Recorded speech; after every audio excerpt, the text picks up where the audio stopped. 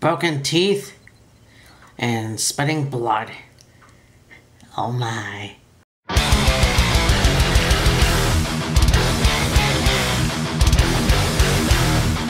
Matt here, and this is the Payback results. Yeah, doing the results.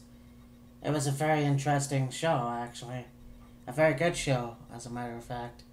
I really enjoyed it, and surprised because, there's a lot of reasons why I guess Raw hasn't been very good and SmackDown has. Yeah, let's get to it. So we had Enzo and Cass defeating Luke Gallows and Carl Anderson, the formerly Bullet Club. Finally, Enzo and Cass get their due. I think that this was very good. Especially, I know I was on the pre-show and everything. So if you don't have the WWE Network, so we'll see tonight whether or not it helps or whatever. It's just they finally get their due. Then we go to the actual pay-per-view of Payback for this year, and it's starting with Kevin Owens and Chris Jericho. This was a good match, and Chris Jericho won. So the deal was, I guess, Chris Jericho gets to go to SmackDown. And, yeah, and pretty fucking cool because now, the US title is now gonna be on SmackDown, which, okay, we'll finally see how that goes. I'm not really happy about it because I like the fact that the WWE title and the Intercontinental Championship were together, but since there's no more tradition, fuck it, it's like, really? We don't care. We're just gonna change it, and that's pretty much, you'll have to get used to it. But yeah, this was a really good match. I think Chris Jericho was really good. It's just one of those things where, and I've said this many times, where the veteran, should never outshine the newcomer in the WWE or any wrestling organization. But Chris Jericho has gotten better for his age. He's not that old. It's just, unfortunately, he regained the title that he lost at WrestleMania, and I think that it's better that way because I'll get another maybe longer reign if that's the way it is. Then we get Austin Aries and Neville in a count out. So nobody won the cruiserweight. Neville retained. This will be the second time now that Austin Aries was so close, but of course you get Neville and you get Neville pushing the referee. So there it is. And then, of course, Austin Aries didn't win the belt. It's still, he won the match by disqualification, but he never won the belt, which is stupid. Like I said, I have no appreciation or respect for the no disqualification rule. If hit a referee, so fucking what? That's not right, but still. It's just one of those things where I don't pay just to watch somebody get disqualified, because now, who knows what other shit they can pull. Or maybe Austin Aries can go for a different title. You know, you've already had him go for the cruiserweight twice. Well, he could go again, I guess. Hopefully, no disqualification or count out thing. And then we have the Tag Team Championship match for Raw, which was Hardy Boys versus Sheamus and Cesaro. And, you know, came in as Sheamus and Cesaro. They came in as the faces of the company. And I thought, oh, this is cool. I mean, it's neat just to see that because, you know, we didn't know if they were going to be a good tag team, and then they meshed well, like I said, on Friday. So who knew that, you know, this shit was coming. Anyways, the Hardy Boys won. It wasn't without Cesaro knocking, or no, it was Sheamus knocking out Jeff's teeth. I don't know how many teeth he lost, to be honest with you. It did look like more than just one, but when I saw the picture today, it was only one that was shown. Anyways, the Hardy Boys won. We got the handshake. And then the Hardy Boys went to celebrate and get attacked by Sheamus and Cesaro, which means automatic heel heat. So now Sheamus and Cesaro are heel, which means we won't get the whole Sheamus and Cesaro chant, which means we turned Sheamus back to being face, only to have him turn heel again. So, waste of time, and whatever. It is what it is. They are a good team. But, yeah. Anyways, Hardy Boys retained. It was a surprise to me, but whatever. You did almost get the broken mat gimmick, though. He did the laugh. That was pretty cool. Then we get the Raw Women's Championship match. Bayley versus Alexa Bliss. And they played the classic, we're going to make you lose in your hometown. Which, I kind of figured it could happen that way. It always does. And there is a small possibility that, I mean, I did say Alexa Bliss is new to Raw. You should just wait until a different pay-per-view, like maybe SummerSlam. Makes a lot of sense to me, you know. I think there's a lot of things that need to be taken care of before she can become Raw Women's Champion, but it surprised me. I still enjoy that. Don't get me wrong, I think it's awesome, but, you know, it's just, you know, we'll see how far it goes. Then we got the House of Horrors match with Bray Wyatt and Randy Orton, which I thought was really good. It was really good. The house looks great. I could see myself moving there. You know, it was almost like an episode of Ghost Adventures, which I watch. By the way, they do have their YouTube channel. So if you want to see old episodes, go watch it. It was a good match.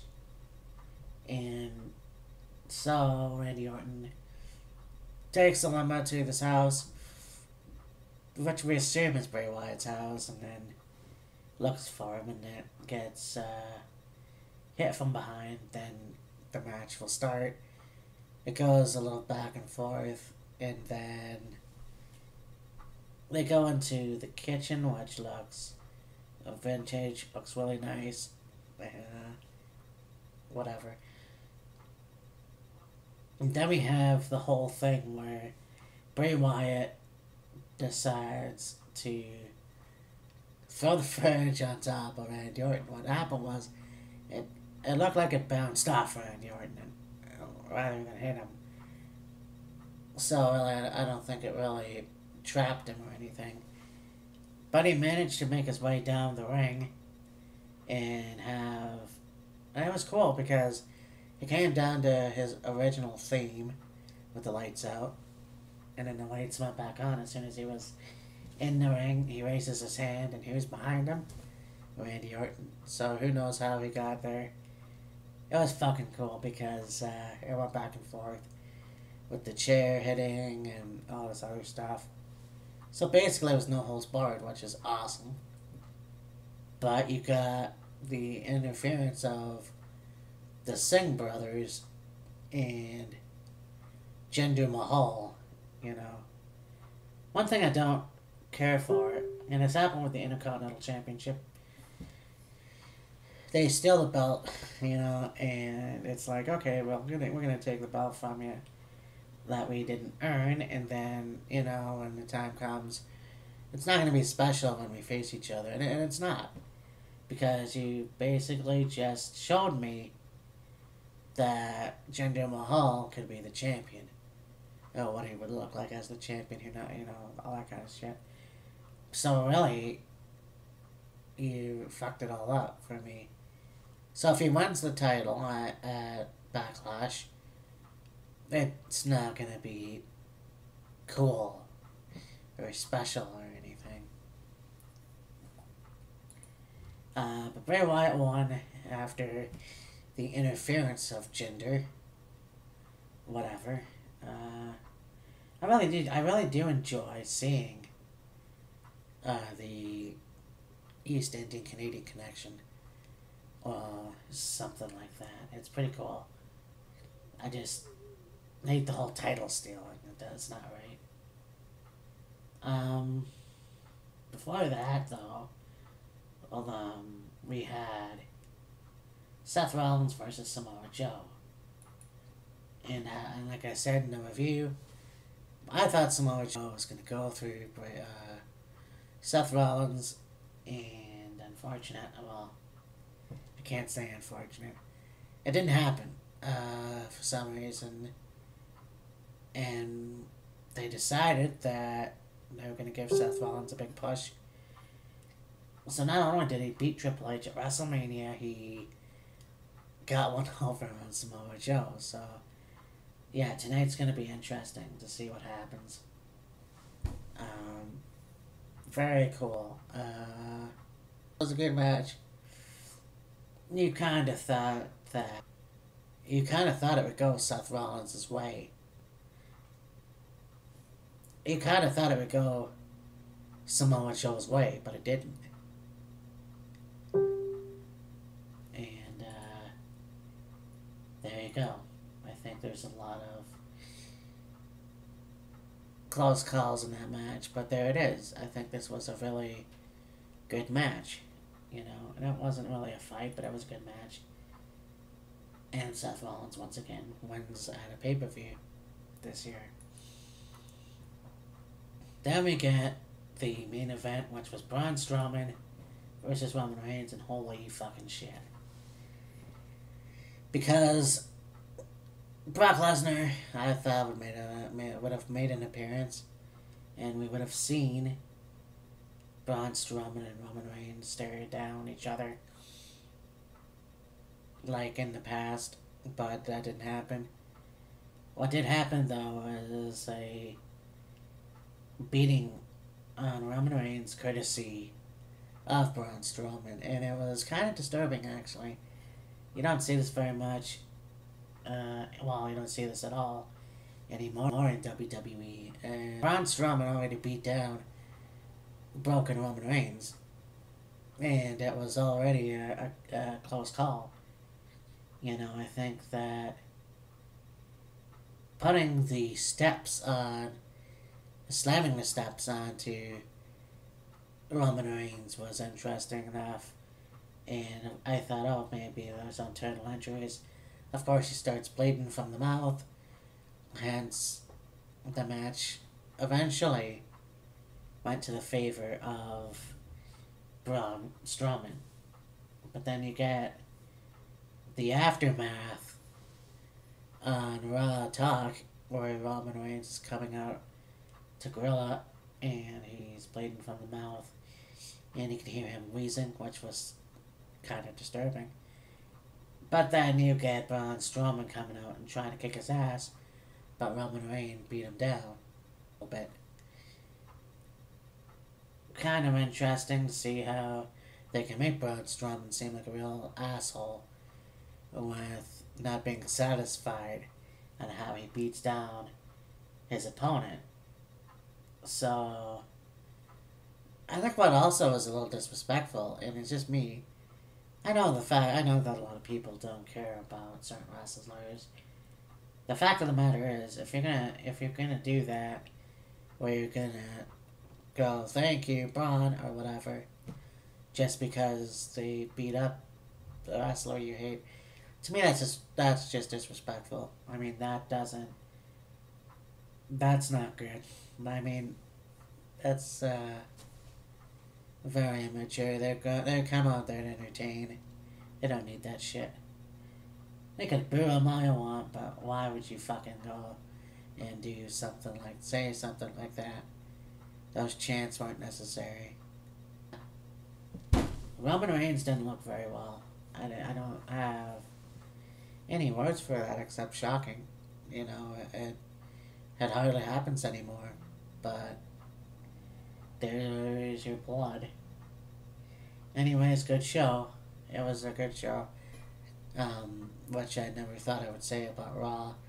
Not that Raw's a terrible show. I think that their brand can be a bit weak sometimes, and SmackDown can be better. In this case, you got a really great show, and mostly from the guys that were on SmackDown. And it's like they came to Raw, and now they're doing well, and that's very cool to see that.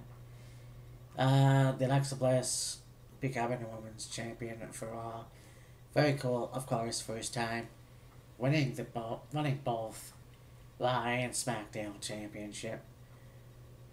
Well, we'll see what happens at Backlash when Charlotte goes up against Naomi. But anyways, that was a good show. Payback, another one for the Bucks. So we're gonna do another Wheels of Fury eventually, for Backlash. So looking forward to that. All right, talk to you later. Bye.